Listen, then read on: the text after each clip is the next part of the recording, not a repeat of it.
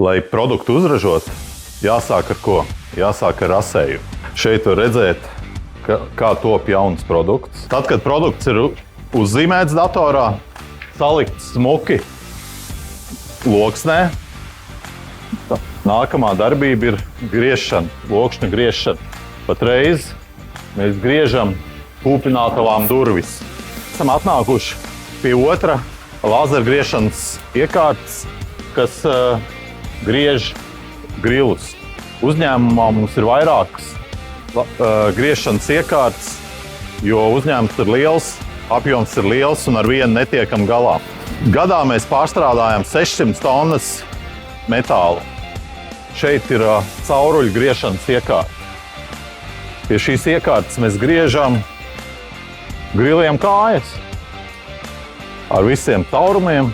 Nākamais process ir grilu locīšana. Patreiz notiek grila locīšana. Lokam mēs ar 100-tonnīgu presi